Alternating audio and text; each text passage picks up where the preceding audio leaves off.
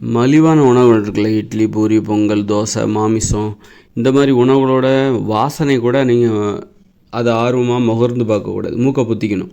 இப்போ கெட்ட வாசனை வந்தால் நம்ம என்ன பண்ணுவோம்? மூக்கை பொத்திப்போமா வேண்டாமா? ஒரு சாக்கடை வருது அல்லது ஏதோ ஒரு கெட்ட வாசனை வருது, அப்போ அப்போ நம்ம என்ன பண்ணுவோம்?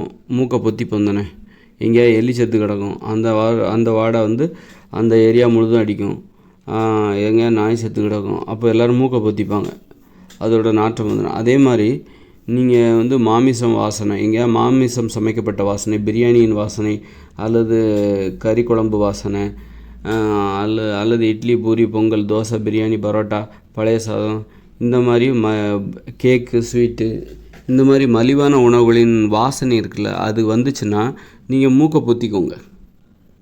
ஏன்னா அந்த வாசனை கூட உங்களை முட்டாள்களாக மாற்றிவிடும், மூட நம்பிக்கையில் தள்ளிவிடும், உங்களை சிந்திக்க விடாமல் செய்துவிடும். அது வந்து மலிவான வாசனை. இந்த மாதிரி இட்லி, பூரி, பொங்கல், இது மாதிரி மலிவான உணவுகளின் வாசனை இருக்குல்ல, மாமிச உணவுகளின் வாசனை, பிரியாணி வாசனை, அப்போ கிரேவி வாசனை, சிக்கன் குழம்பு வாசனை, மட்டன் குழம்பு வாசனை, இது எல்லாமே நம்மளை சிந்திக்க விடாமல் செய்துவிடும், மூளையை மழுங்கடிக்க செய்துவிடும். மலிவான வாசனை இது. அதனால் இது போன்ற வாசனை வந்ததுன்னா கெட்ட வாசனை இதெல்லாம் அப்படின்னு நினச்சிக்கிட்டு இனங்கண்டு அது எதெல்லாம் உங்களை அடிமைப்படுத்துதோ அதை அருவருப்பானதாக நினையுங்கள். அதை பார்க்காதீங்க, அதை பற்றி பேசாதீங்க, அதை சாப்பிடாதீங்க, அந்த உணவுகளை சாப்பிடாதீங்க. எதெல்லாம் உங்களை அடிமைப்படுத்துதோ அதில் வந்து இந்த உணவுகளில் வாசனையும் உண்டு.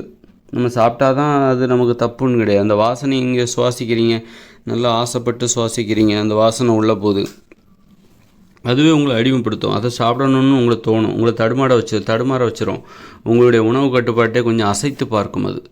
அதனால் வந்து இந்த மலிவான உணவுகள் இருக்குல்ல, இட்லி, பூரி, பொங்கல், தோசை, பாயசம், பரோட்டா, பிரியாணி, சப்பாத்தி, தோசை, இந்த மாதிரி மைசூர் பாக்கு, அல்வா, பூந்தி, லட்டு, அப்புறம் வந்து குலாப்ஜாம், இந்த மாதிரி உணவுகளோட வாசனைலாம் இருக்குல்ல, இதை கேட்டிங்கன்னா மூக்கை பொத்திக்கோங்க, கர்ச்சீப்பை வச்சு மூக்கை பொத்திக்கோங்க. அது அந்தளவுக்கு உங்கள் மூளையை வந்து சுயமாக சிந்திக்க விடாது. அதுக்கு அவ்வளோ பெரிய அந்த வாசனைக்கே அப்படி ஒரு தன்மை உண்டு. அதன் சுவை, அதன் வாசனை, அதை பார்க்குறதே பாவம். அந்த இட்லி, பூரி, மலிவான உணவுகள் இருக்குல்ல, இட்லி, பூரி, பொங்கல், தோசை, நம்மளை அடிமைப்படுத்துகிற உணவுகள் இருக்குல்ல, அதை பார்ப்பதே பாவம். பாவ உணவுகள் அது, பாவப்பட்ட உணவுகள், நம்மளை பாவிகளாக்குகிற உணவுகள் அது.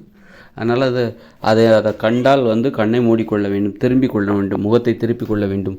அதன் வாசனை வந்தால் அதை மூக்கை பொத்திக்கணும் நம்ம.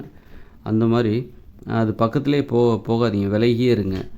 அந்த மாதிரி அது அந்தளவுக்கு நம்மளை சிந்திக்க விடாமல் செஞ்சிடும், நம்மளை அடிமைப்படுத்துது. இப்போ இவ்வளோ அடிமைத்தனத்துக்கும் இந்த மாதிரி உணவுகள் தான் காரணம். இந்த உணவுகள் மீது நமக்கு இருந்த பற்றுதல் தான் காரணம்.